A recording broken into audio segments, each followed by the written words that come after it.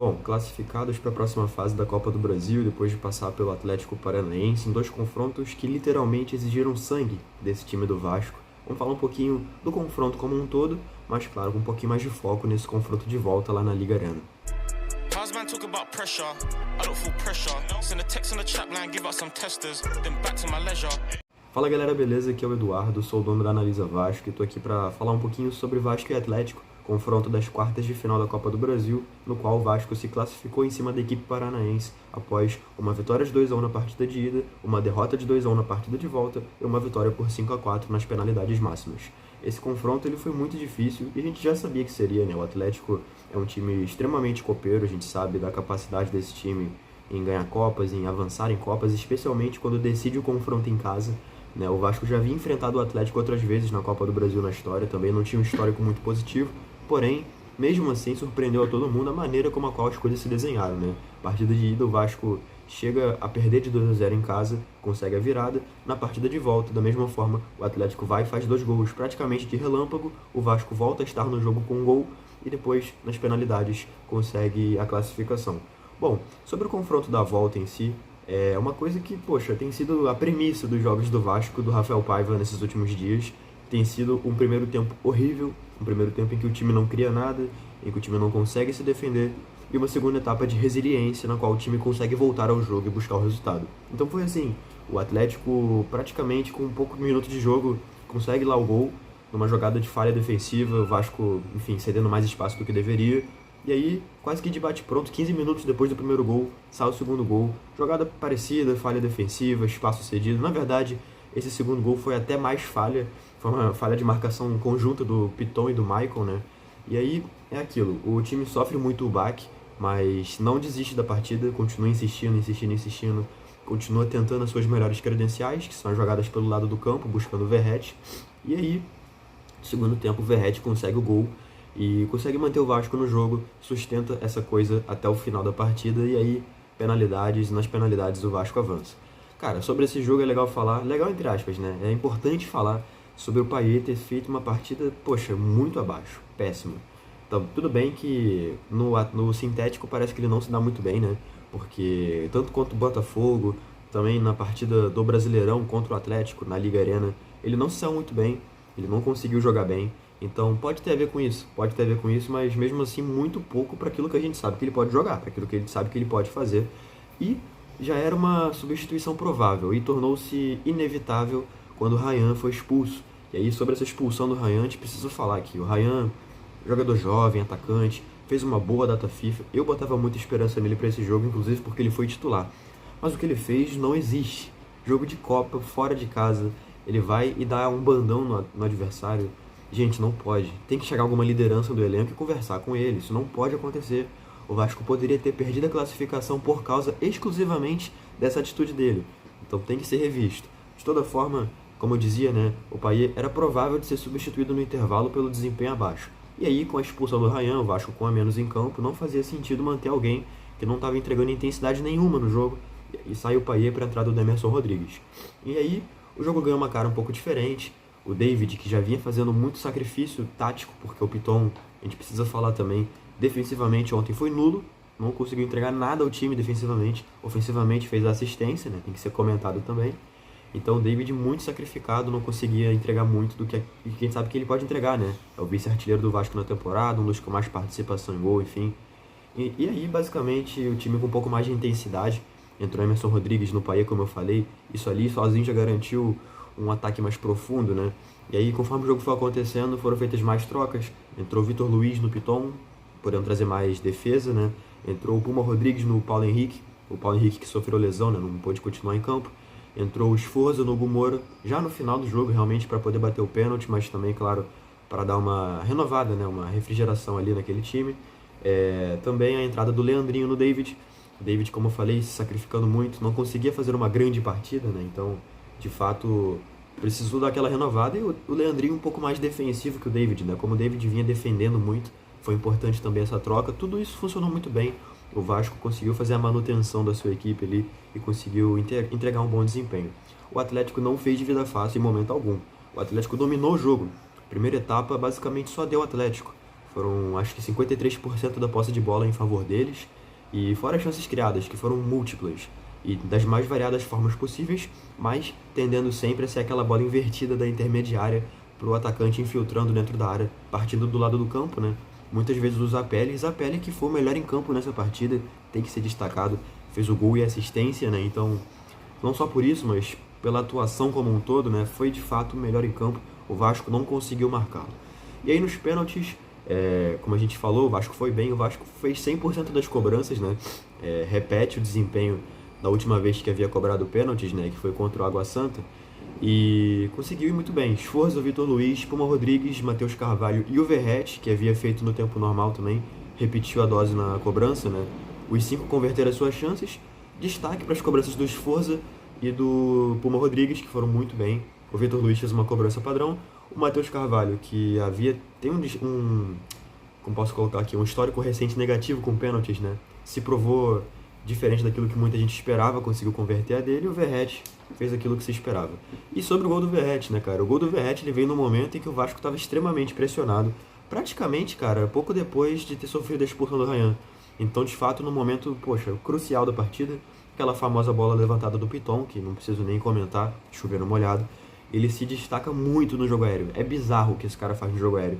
Ele estava marcado por 3, ele consegue subir e consegue cabecear a bola para o fundo da rede. O goleiro Mikael não consegue evitar. Ele é bizarro no jogo aéreo, não tem o que debater.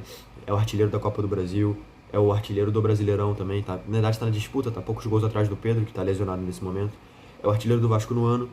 Então ele é bizarro. O que ele faz é bizarro, não tem como comparar com ninguém no Brasil nesse momento. Isso aqui é o cravo. Nenhum atacante do Brasil faria pelo Vasco o que o Verratti está fazendo. Nenhum atacante. Pedro não faria, Tiquinho Soares, Igor Jesus, Cano, quando estivesse bem, claro. Caleri, ninguém faria o que o Verratti está fazendo pelo Vasco nesse momento. É bizarro o que esse cara faz. Ele aproveita muito o pouco que o Vasco oferece para ele e se destaca, e salva o jogo, e, cara, veste a camisa como poucos, tanto que na entrevista pós-jogo foi muito sobre isso, sobre vestir a camisa, sobre a honra de vestir a camisa, é literalmente isso, a gente vê isso em campo.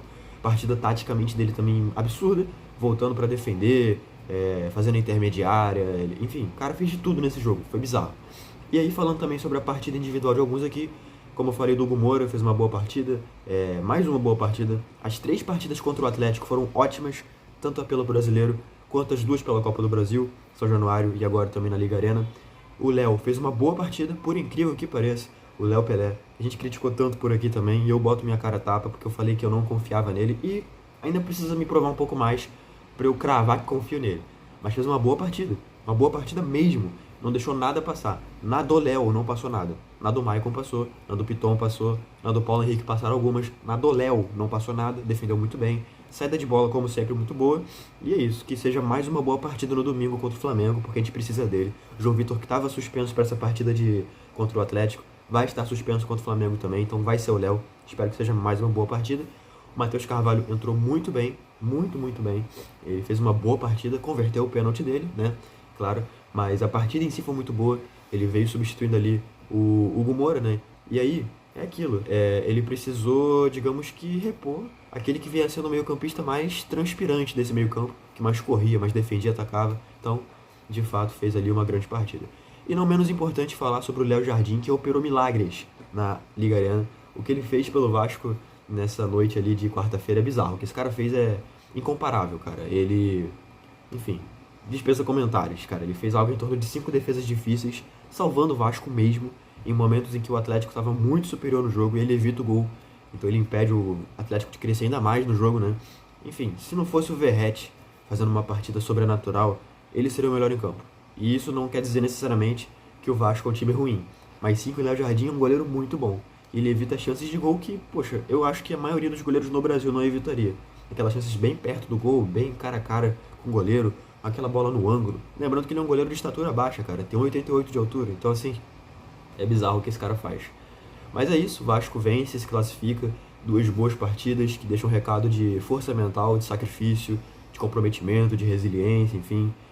Tanto lá no São Januário, aqui em São Januário, na verdade, né, que o Vasco vira a partida, quanto lá na Liga Arena, que o Vasco perde a partida, mas consegue se recuperar ainda no tempo normal, né, buscar o gol que leva aos pênaltis, e nos pênaltis consegue 100% de aproveitamento. E também legal destacar o quanto que o time tem melhorado nos pênaltis, né? O ano passado foi um pesadelo pra gente, né? Contra o ABC, a gente foi eliminado em casa e tal. Esse ano a gente tem feito valer 3 cobranças de pênaltis até aqui, as 3 avançando, uma contra o Atlético Paranaense, que é bizarro. Só lembrar, o Atlético Paranaense no ano passado venceu o Botafogo em casa, na casa do Botafogo, né? Em cobrança de pênaltis. Pra vocês terem uma ideia do quão fortes os caras são nesse aspecto. Os caras são muito copeiros. Então vencê-los nesse contexto é bizarro, é muito positivo. Então, assim, muito a ser exaltado, a ser elogiado. Tem muito a melhorar. Nossa equipe ainda é muito limitada tecnicamente. Jean David não entrou ontem, poderia ter sido um acréscimo interessante. Talvez, num contexto de jogo que o Ryan não tivesse sido expulso, ele teria entrado, né? Mas enfim, é um jogador bom e tal. Para domingo teremos o Maxime Rodrigues para poder jogar, para poder estrear pela gente, enfim. Então, eu acredito que no mais é isso. Enfim, recuperar as energias. Para domingo poder contar com o Maxime, que mostra ser um jogador muito técnico, talvez vá agregar muito pra gente. Eu repensaria a titularidade do Payet. Eu não sei se ele tá no melhor momento para ser titular contra o Flamengo. Ele não fez bons jogos contra o Flamengo, desde que ele chegou no Vasco. O estilo de jogo do Flamengo parece que anula muito o que o Payet pode entregar em campo. Tem que pensar muito nisso. Tem que ver o que realmente vale a pena, né, pro Vasco poder atuar contra o Flamengo. Mas eu confio no Paiva. E aí, para finalizar aqui meus comentários, destacar o Paiva, porque, cara, são 6 partidas de Copa do Brasil, né? Foi a 6ª ontem. E tá invicto, não perdeu nenhuma. Minto, perdeu ontem, né? Mas invicto que eu digo assim, nos objetivos em serem alcançados, né? Em nenhuma delas ele saiu de cabeça baixa. Em nenhuma delas ele não cumpriu o objetivo, né? Contra o Fortaleza ele empata a partida de ida, ou seja, consegue garantir um resultado bom fora de casa. Na de volta ele empata em casa, e aí vai aos pênaltis e tal. Mas é aquilo. Ele consegue os objetivos todos que ele se propôs a conquistar na Copa do Brasil. No Brasileiro dispensa comentários. Então, assim, técnico novo, tal, técnico jovem, mas de ideias muito claras, muito coesas. Ontem, por exemplo, eu falei, tirou o David e colocou o Leandrinho. Aquilo ali é uma clara ideia de duplicar a lateral, né? Colocar um defensor à frente, mas também garantir uma melhoria na capacidade ofensiva pelo lado esquerdo. Dito e feito, traduziu-se numa melhoria do desempenho. Então, só um pequeno exemplo do quão coerente ele tem sido. É um baita treinador. E, cara, eu não... Assim, depois de ontem, assim, a virada lá em São Januário, eu até fiquei emocionado e tudo, mas, cara, eu achei que foi contextual. Mas depois de ontem, depois da gente ter conseguido essa classificação suada, eu boto fé no título da Copa do Brasil. Vamos ver. A gente provavelmente pega o Atlético Mineiro na semifinal. Vai ter a partida de volta hoje contra o São Paulo. Vencer a partida de ida lá no Morumbi, né? Então vamos ver. Mas assim, chaveamento bem acessível, cara. E aí acho que o pior cenário seria pegar o Atlético nas semis, Flamengo na final. É clássico, vamos supor que a gente vá pra final, é clássico, é aí de 50-50, mas é possível, eu acredito. Esse clássico de domingo vai ser inclusive um bom laboratório pra gente saber, se possível, o cenário virtual de pegar o Flamengo na final. Enfim, galera, fico por aqui, vídeo enorme, porque, pô, merece classificação boa dessas. Convido você a seguir a gente nas nossas redes sociais. A gente, por enquanto, não tá mais no Twitter, vamos deixar parado nossa conta por lá, enquanto está bloqueado aqui no Brasil. A gente tem feito muita força lá no Threads e no Blue Sky, todos sob o @analisacrvg, só pesquisar esse arroba por lá que vocês encontram a gente. O Instagram, como sempre, a gente tá por lá também, Facebook, TikTok também. Então é isso. E se inscreva por aqui se você gostou desse vídeo, não só porque você queira ver mais vídeos meus, mas também para que o algoritmo entenda que você quer ver vídeos de futebol, de análise, enfim, também de outras equipes, de outros canais. Então ajude o algoritmo do YouTube também a entender o que você quer ver aqui. E o mesmo vale pro like também, curta esse vídeo se você gostou, comente aqui embaixo, participe do debate. E tamo junto, galera. Até a próxima e tchau.